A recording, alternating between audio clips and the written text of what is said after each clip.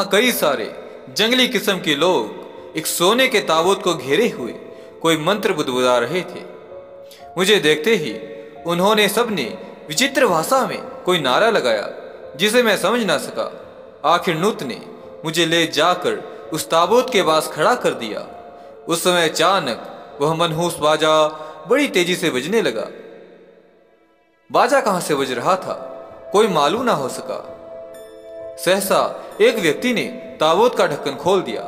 मैंने देखा अस्सार और उसके प्रथम प्रेमी की मम्मी परस्पर लिपटी हुई एक खास अंदाज में पड़ी थी। नूत आगे बढ़ा और किसी खास भाषा में कोई मंत्र पढ़ते हुए मम्मी पर चावल के दाने छिड़के। चावल के दाने पड़ते ही अस्सार की मम्मी दोनों हाथ ऊपर उठाकर धीरे धीरे अंगड़ाई लेती हुई उठकर बैठ गई। लाश को इस प्रकार उठते बैठते देखकर मेरे शरीर का सारा खून एक बारगी सूखता सा प्रतीत हुआ। मैं कांप उठा, दिल की धड़कन बंद सी होने लगी।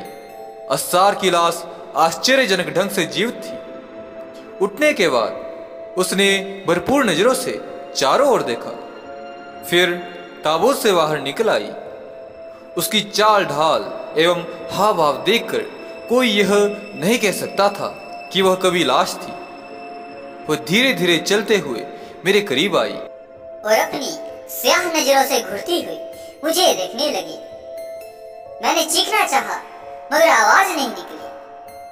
फिर तुरंत मैंने अपने आप को संभाला और शराब की दोनों बोतलें उसके आगे कर दी।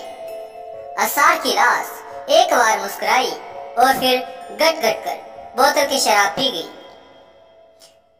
फिर एक व्यक्ति आगे बढ़ा। उसके सिर पर बाज के पंख का मुकुट था और शायद वही गुफा का मालिक भी था। उसने अस्सार की लाश पर से एक के बाद एक सारे कीमती कपड़ों को उतार डाला। अब वह मेरे सामने वह लाश बिल्कुल निर्वसन खड़ी थी। उसकी चांदी जैसी देह देखकर मेरा मन भी काम भाव से प्रभावित हुए बिना नहीं रह सका। उसमें सहसा उसने मुझे अपने आगोश में कैद कर लिया और बेतहासा चूमने लगी। मैं उत्तेजना से कांप रहा था, फिर भी मैंने अनुभव किया कि वह जीवित अवश्य खड़ी थी, मगर उसके शरीर में वह मानवीय गर्मी नहीं थी और ना उसमें सांसों की धड़कन ही थी। उसके सारे शरीर में एक विशेष प्रकार की सुगंध निकल रही थी, जिसके प्रभाव से मैं कभी चेतना शून्य सा हो जाता था। वह सहवास के लिए बिल्कुल व्याकुल थी। वह जब भी कोई ऐसी चेष्टा करती उसे टाल देता मैं। काफी देर तक ऐसी ही स्थिति बनी रही। नूत चुपचाप मेरे निकट खड़ा सारी हरकतें देख रहा था। मैंने उसे इशारा करके सूअर का मांस लाने को कहा। मांस देखते ही अस्सार की लाश उस पर टूट पड़ी और देखते ही देखते सारा मांस खा डाला। मैं सफलता की आधी मंजिल पार कर चुका था। जैसे ही उसने मांस खत्म किया त्यों ही मैंने ऊंट की हड्डियों की बनी माला उसके गले में डाल दी।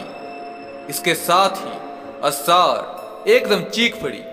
उसका सारा शरीर सहसा काला पड़ने लगा और वह जमीन पर गिरकर कटे बकरे की तरह छटपटाने लगी। मेरा भयंकर तांत्रिक प्रयोग सफल रहा। उस लाश से अस्सार की अतृप्त आत्मा का नाता हमेशा हमेशा के लिए टूट चुका था। थोड़ी देर बाद लाश शांत हो गई। फिर सवेरा होने से पहले ही उसे दफना दिया गया। जब मैं गुफा से निकला तो अस्सार का बुत मेरे साथ ही था। उसे लेकर मैं सलीम से मिलने होटल पहुंचा। उस समय वह सो रहा था। मैंने उसे जगाकर शुरू से अंत तक की सारी कहानी सुना डाली। आखिर में मैंने कहा, अब तुम्हें घबराने की कोई आवश्यकता नहीं। अब तुम अस्सार की आत्मा से मुक्त हो चुके हो। मगर जब मैं ये सब कह रहा था उसी समय शायद विपत्ति खड़ी मुस्कुरा रही थी मुझ पर। जब मैं भारत लौटा तो उस बुत को भी मैं अपने साथ लेता आया। उसके प्रति मेरे मन में एक आसक्ति भर गई थी। उसमें सोचा भी नहीं था कि इसका क्या परिणाम निकलेगा। 1 महीने तक कोई बात नहीं हुई, मगर उसके बाद अस्सार सपने में मुझे रोजाना दिखलाई देने लगी।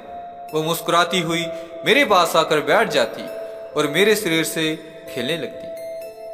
जब मैं सोकर उठता तो गर्दन के पास खून का हल्का सा दाग लगा पाता।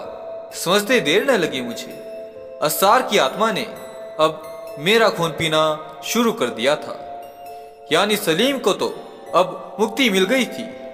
अब मैं उसके चंगुल में फंस चुका था, उस तांत्रिक भैरवी रक्त पिशाचनी के चंगुल में। मैं घबरा उठा, बुत को दूर करने की कोशिश की, लेकिन सब बेकार। आखिर मैंने इस संबंध में अपने मित्र सादक से बात की, जो कि बनारस में रहते थे। उन्होंने बताया कि जिस प्रकार लाश को अस्सार की आत्मा से अलग किया गया है, उसी प्रकार बुद्ध से भी उसका संबंध भंग होने पर ही मुक्ति मिलेगी। इसके लिए अमावस्या की काली स्याह रात में स्वयं उन महाशय ने तांत्रिक अनुष्ठान का आयोजन किया। बुद्ध को हवन कुंड के सामने रखा गया। इसके बाद तांत्रिक हवन शुरू हुआ।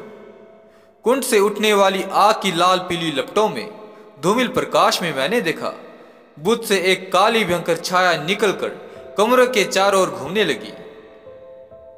तांत्रिक महाशय ने बताया कि यही अस्सार का वासना शरीर है। हवन की गति तेज होती गई। इसके साथ साथ वो छाया भी पागलों की तरह इधर उधर चक्कर काटने लगी। अंत में पहले से ही बंधे काले बकरे की तांत्रिक पूजा की गई। फिर उसका पेट चीरकर बुद्ध को उसी के भीतर रख दिया गया। अचानक कमरे के निस्तब्ध वातावरण में एक भयंकर चीख गूंजकर चिथड़े चिथड़े हो गई। कौन चीखा था? शायद वह अस्सार की आत्मा की चीख थी। मैंने देखा कि वह छाया जमीन पर बड़े बकरे के चारों ओर चक्कर काट रही थी। तांत्रिक महाशय ने तत्परता दिखाई। सवेरा होने से पहले ही बकरे की लाश को बुद्ध सहित कब्रिस्तान में दफना दिया गया। वहां भी मैंने देखा कि वह काली छाया कब्र के चारों ओर मंडरा रही थी। इस तांत्रिक अनुष्ठान से मुझे अस्सार के वासना शरीर से मुक्ति तो मिल गई थी, मगर आज भी कभी कभी वो सपने में दिखलाई पड़ जाती है। तब बड़े करुणाभरे स्वर से कहती है, मैं अब भी तुम्हारे पास आना चाहती हूँ।